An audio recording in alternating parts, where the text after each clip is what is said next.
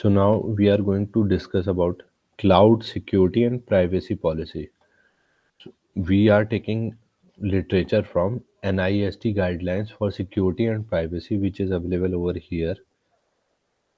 So basically, this is few things like first of all thing is that from starting itself you should have carefully planned before engaging on some project. So the security should be carefully planned. What type of security, organizational data, application and other resources should be have according to the means there should be a legal agreement between the organization's security objectives, so that the proper planning should be done. So these organizational data, application and resources should have to be in the proper legal agreement with the organization security objectives according to the security objectives of an organization. Then the you should consider your that company should consider security and privacy throughout the life cycle. So whether it's development, testing phase, so all phases, security should be the one of the uh, important role throughout the life cycle. So in development and service provisioning, so the security should be taken care. In designing, implementation and testing and using part, the testing, that security should and privacy should be taken care. Then in the while monitoring and of deployment and engaging some service, then disposition. So at all the time you should take care of the security, whether it's development or service provisioning. And then in the second phase, design, implementation, testing, using, the all time security should be properly considered. Then after all this development, testing, monitoring of service and dispositioning means destroyal of the service. So you should have to be careful with security and privacy in throughout the system lifecycle. Then next, it says that guideline says that public cloud computing environment. So we are discussing when the uh, cloud is up and you need to monitor the security. So cloud is working and you need to monitor security and privacy issues are also issues after the implementation and deployment. So the system has been implemented and deployed. Now after deployment you are thinking that it is something difficult and expensive and it is there are some exposed to some system is exposed to some unnecessary risk that you have not calculated. So as a security and privacy engineer you should be more careful after deployment as well. So some difficulty will arise after deployment as well. Then what you have to do, you have to do assess the security and privacy risk. So you need to measure the security and privacy risk. Then you should examine according to your organization's policy, procedure and technical control.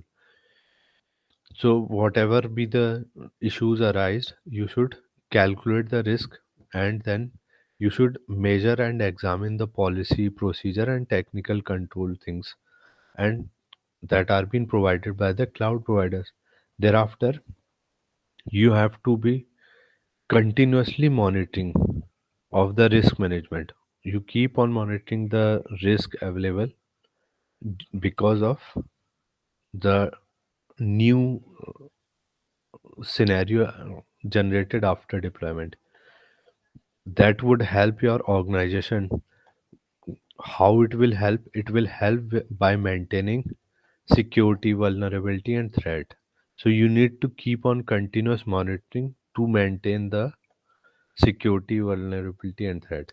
You need to do the keep on monitoring all the risk to support organizational risk decision. So whatever the be the policy or procedure, your company should need to able to your organization should able to take decision based upon your continuous monitoring. If some risk arises, your company will take decision. Then next, satisfies organizational requirement. So what it means, these all are the negotiated agreement, means whatever be the service level agreement, security and privacy also have some important role in that, mentioning that. So these are the type of the points that your company should maintain by negotiating the service level agreement. So that actually satisfy your organizational requirement. What type of requirements are there? Vetting of employee, means how the employee should be recruited, how the employee should be managed. Then data ownership, who will own a particular kind of data, whether your organization or other organization or employee or someone else. Existing right, what is current right, what is actual right available, and what are the breach notification, means if there a breach happens, then who will be notified and how much alert should be raised. Is isolation of tenant application, whatever be the tenant application, it has to be isolated from your organizational behavior and security issues. Then data encryption and segregation. So the data should be encrypted and they should be kept separated. Then tracking and reporting. So the tracking of the security issues and reporting that security issues uh, of service and that too effectively. Then compliances with law and regulation. So basically, there are various laws and regulations available. So all these things to meet out with law and regulations. Then validation of product that meet the federal and national standards. So various kind of products that need to be validated and that need to be meet out at federal and national standard level. Thereafter, some client requirement. What are the client requirement? So there are various following runs on client device undermine the security and privacy of the cloud service as well as other internet facing public services. So these are the examples of application that may run on the client that could affect the security of cloud service.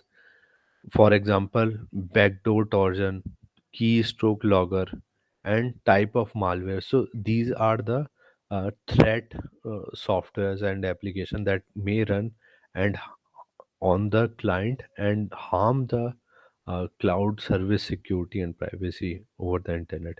Then organization should actually think for measuring and reviewing all the comp- cloud computing security architecture at client side, so that the measurement should be done properly and the risk could be avoided from the client side as well. Then client side should also be employed some additional measurement that need to secure the client side.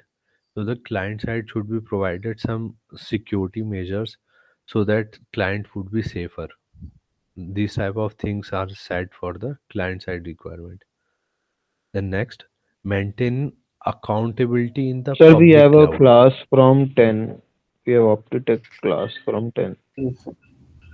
Okay, so we'll finish up in just 5 minutes.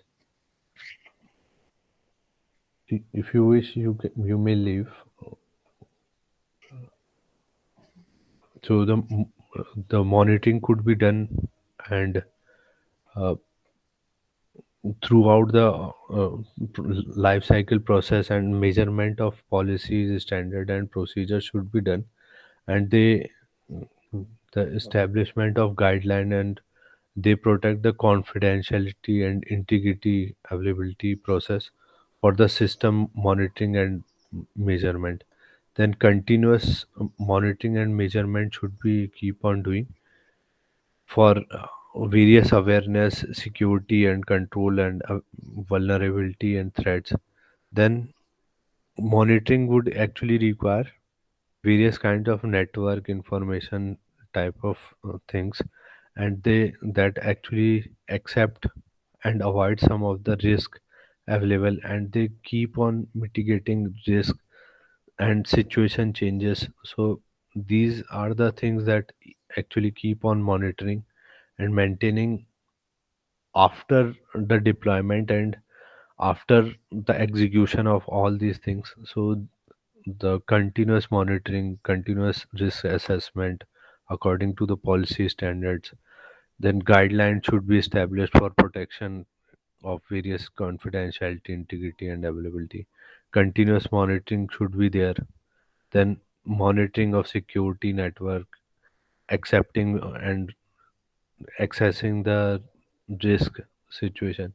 Then there's a GDPR which is available for the uh, various for European countries. So basically, GDPR is basically regulation of European Union law and protection for the privacy and protection. So EU and European economic areas are being uh, under control of this GDPR regulation.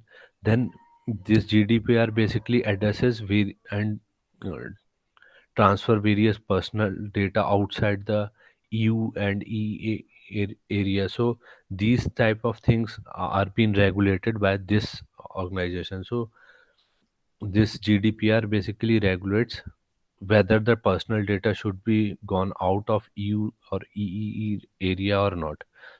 GDPR basically have the prime objective of controlling and monitoring the individuals at the personal data level, and this GDPR was being made by European Parliament and Council of European Union. So this is basically Europe centric regulation. So it is one of the world's wonderful GDPR, means security and privacy regulation. So we'll this is why we are discussing when it is applicable. This regulation is applicable on the three stakeholders. Data controller means the organization that actually collects the data from EU resident. Whoever be the EU resident, if they store some data at the data controller, then it will fall under GDPR. Then processor, whoever organization is collecting hu- the data and then processing that data on behalf of the data controller or service provider. So this type of processor, data processor organization will be under the GDPR act. And then the data subject, whoever person whose data is there, so that person is also under GDPR regulation. So this is an example of the GDPR article, and unless the data subject has provided informed consent to the data processing for one or more purpose, personal data may not be processed unless there is at least one legal basis to do so. So uh, the data is not being processed until there is any of the six condition meet out. So the data cannot be processed until the six any of the six condition would be meet out. So the data will keep as it is if these six condition would not met out. If the one of these six condition is meet out, then the data can be legally processed. What are these six conditions? Article 6 says if the data subject has given consent to the processing of his or her personal data, means the data subject itself given permission to do the processing. To fulfill contractual obligation with the data subject or for the task at the request of the data subject who is processing entering into the contract. So a legal obligation to the data subject means the person to comply with the data controller legal obligation. So data controller had already put an clause that this data will be processed to protect the vital interest of data subject or other individual.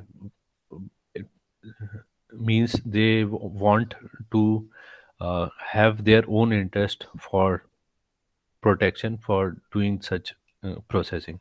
To perform a task in the public interest or official authority means official authority or public interest is there, so this type of performance of processing could be done for legitimate interest of the data controller or the third party unless interests are overridden by the interest of the data subject or his or her according to the.